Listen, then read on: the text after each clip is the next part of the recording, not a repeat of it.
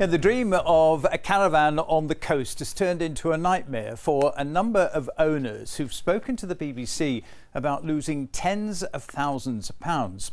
Andrew and Sue Dawson bought a static caravan at Skipsea on the East Yorkshire coast in 2022 for more than £60,000.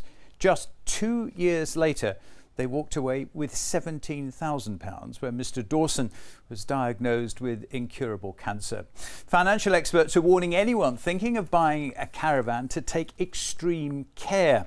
The caravan park industry is defending itself. Andrew Dawson spoke to the BBC's Chris Baines.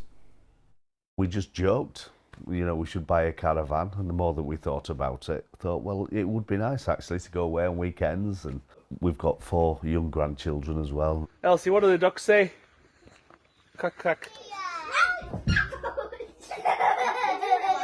We were looking towards our retirement.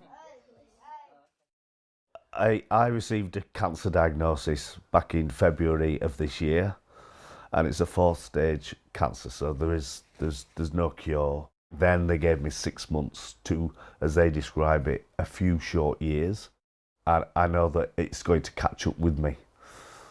But I was very dark in the first days. It's hard for me to talk about how the family felt. The family, they've supported me enormously, and they've been wonderfully brave. So we set about selling the caravan, setting things in order. And that experience of selling the caravan has been dreadful, really. Looking for a fun-filled break with all the family? Or maybe you can't wait for the peace and quiet. In 2022, Andrew and Sue spent £62,000 on their retirement dream of a holiday home at this caravan park. I asked the value of the caravans, the rate of depreciation. Offhand, well, you don't need to worry about that. Static holiday homes pretty much hold the value.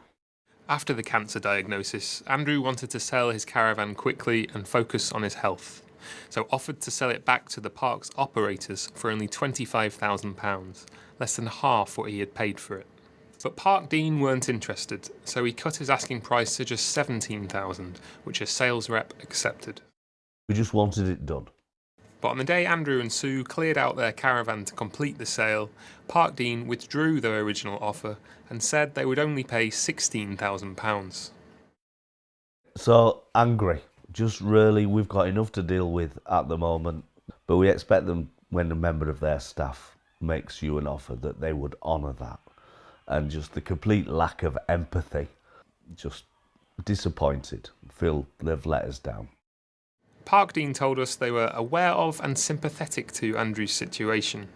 Since we approached the company for a statement, they've offered to pay him £1,000 to settle the matter. We spoke to Andrew again after Park Dean got in touch with him. I'd never done this for money. I'd never complained for the money. I wanted them to know how I felt and what an ordeal it had been.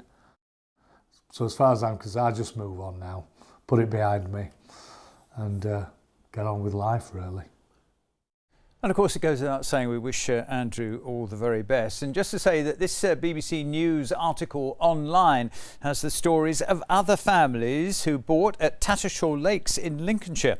Emma and James Richardson paid £110,000 and say they lost over £50,000.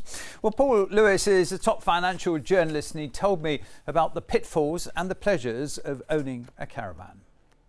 Mr. Lewis, what's your reaction to the way these static home owners have been treated? Well, from their own account, they've been treated pretty badly, and I must say there are other cases like that. And the fact there are 66,000 people in a holiday park action group shows that there are considerable problems. I think that they certainly, by their own accounts, they've been misled.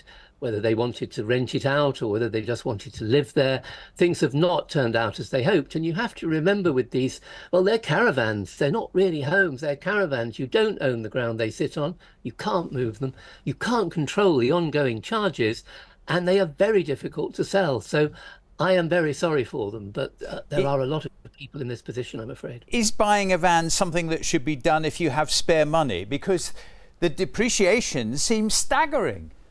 It is staggering, and from people I've talked to, it seems they're probably worth 17,000, 20,000 pounds, and people are paying far, far more than that. Some of them are borrowing the money to buy them, which is always a bad idea. So I think you should look on them as a place you're buying your holidays in advance, if you like, at weekends and maybe in the summer, and for you and your family, and maybe you'll rent one out a few times to friends, but it's not going to be a business unless you're really astute at running a business. Someone wrote to me earlier.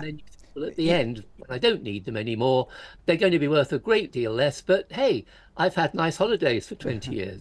Someone wrote to me earlier, not from this area, saying that if they sold their van, the site would take 15% of any private sale. Do people not read the terms and conditions when they take out the deal in the first place? Well, you can always say that we don't always read the terms and conditions, and I have to confess, even I don't always read all the terms and conditions. They're like, Victorian novels in length, some of them, and people may not understand them. But if those important terms are not put up front, then they might be able to challenge whether that's even valid. But of course, that will take court action because these are not governed by any regulator. So I think, yes, they will do that, and they can put up the charges. There's no control over that. They can, in some cases, control who you sell it to, what kind of person, whether it's a retired person or whatever. So yes, they have great control because, as I say, you don't own the ground they sit on. All you own is that immobile caravan that can't be moved, and you are liable to the rules the park lays down. With site fees, insurance, gas, TV licence, I mean, it used to be a hobby for working class people. Now it's a hobby for the rich, isn't it? Well, they can be very expensive. And I think I would always say to people before they sign that contract, because it's a lot of money, it commits you for a long time.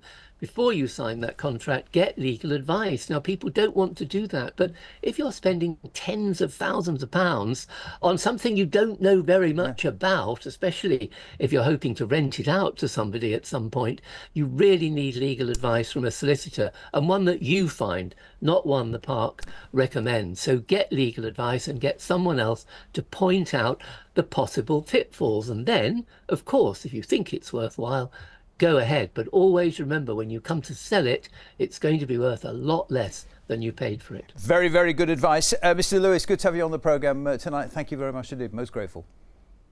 My pleasure. Yeah, essential that buyers do due diligence, and any promises from salespeople to get in writing. I was just reading this, and I've got the names on this, but I'm not going to read them out. You'll see why.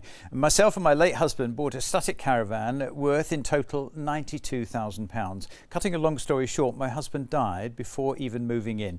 I decided to sell. All I managed to get back was £17,000. Crucial line. 1 week later, the office resold my caravan without having to do anything for £47,000. And just finally, this from Simon, and he says, statics lose value quicker than a British Leyland Allegro. One for their 70s there, or we used to call them all aggro. Now, your thoughts on this one, caravan ownership? Maybe you had a good experience. Maybe Mr. Dawson's story has put you off. Maybe you've got a caravan. Did you read the small print?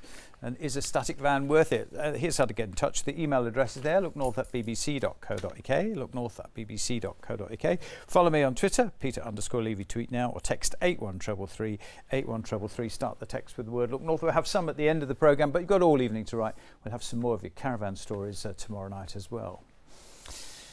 Oh, it started as a night